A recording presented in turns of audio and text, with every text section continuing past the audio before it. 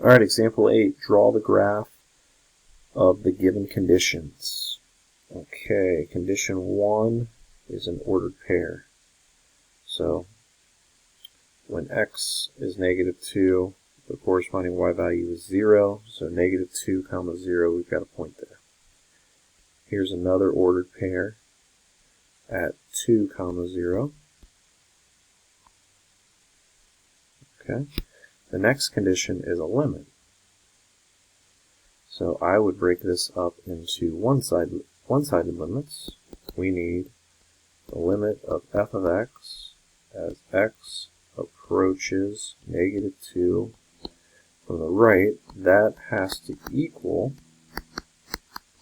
the limit of f of x as x approaches -2 from the right, and that has to equal 0.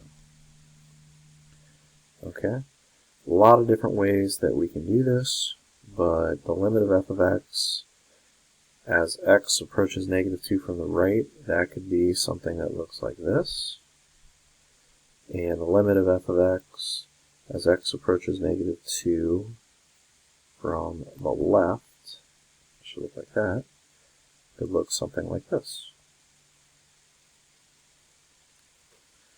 Alright, the next condition, limit of f of x does not exist when x approaches 2. So again, do one-sided limits. I would do the limit of f of x as x approaches 2 from the right. We're going to make sure that that is equal to the limit of f of x as x approaches 2 from the left. And, oh, these can't equal each other, so they have to be different. Okay, so we want to make sure that they don't equal each other. So let's say coming from the right, let's say it looks like this. Okay, and let's say coming from the left, let's say it looks like this.